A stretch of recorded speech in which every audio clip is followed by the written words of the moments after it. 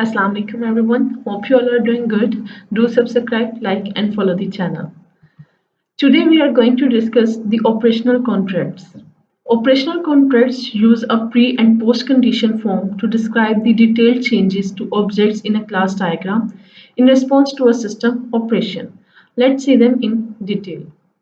So we write operational contract for each system operation mentioned in the class diagram. In operational contracts, we actually describe the behavior of a particular operation or a method, or in other words, a function.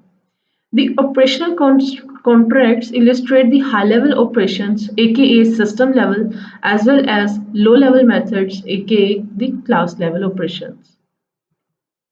What is a system operation contract? So system operations can be identified while constructing the class diagram or while sketching the system sequence diagrams.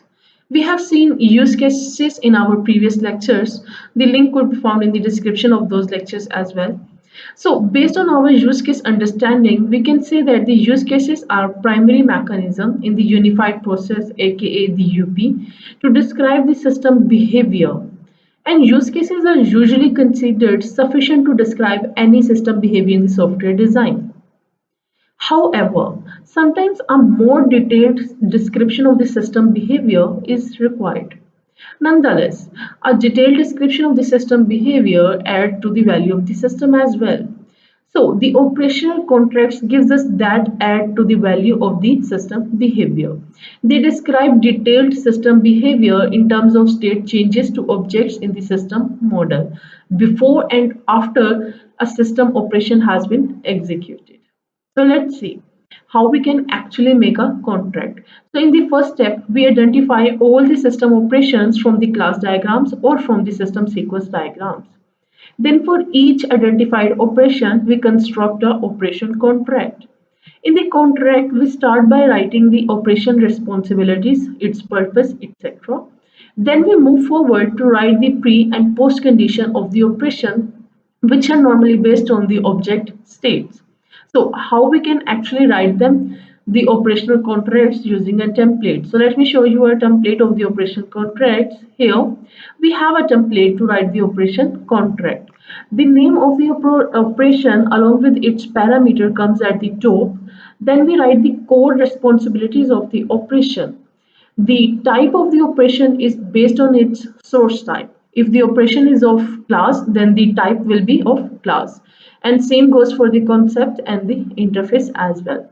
Cross-reference. The cross-reference section will include the references to the other system functions or use cases or specification documents that are relevant to the respective operation. In notes section of the operation contract, we will write any particular notes or any specific requirement that the operation may have during the execution.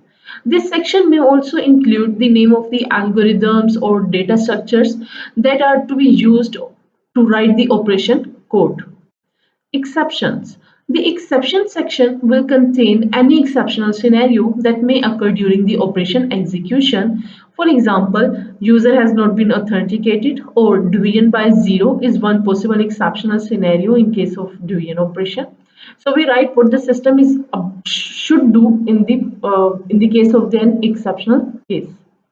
Output. The output of an operation either be the UI based or non-UI based or a combination of both. So the output section will contain the success scenario output of the operation. The output section will define both UI and non-UI outputs of the operation. Pre and post condition section will contain the object state changes during the execution of the operation. Precondition will state the object state assumption that has to be true for the operation execution, and postcondition will state the object state that has to be true after the operation has completed its execution. So for example, in ATM withdrawal transaction, the precondition could be the user should be authenticated, and the post condition could be the balance attribute of the user account should be modified after the operation has completed its successful execution.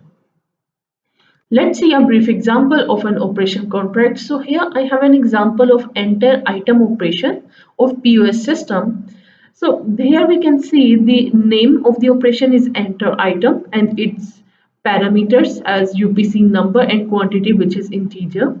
Then the responsibility, then the type is system, and the cross reference is with the requirements and the use cases.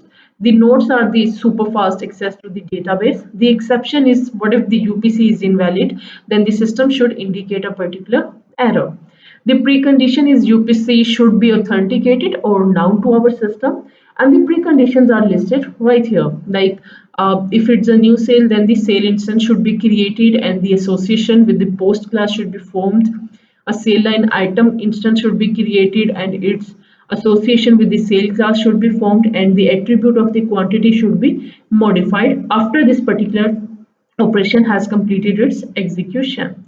So from this list of the post conditions, we can say that the post condition operation have three distinct categories: whether an object has been created or deleted after the operation execution, or the object state change may occur, or an association may be formed or broken down after the operation execution. These system designers identify the post-condition categories by doing a complete analysis of the system and enlisting the complete flow of the system. One single contract post-condition can have all of these three at the same time as well. That's all about the operation contracts that we're going to learn today. Hope this lecture have helped you to understand the operational contracts, their template. Have a good day everyone. Do subscribe, like and follow the channel. Allah Hafiz.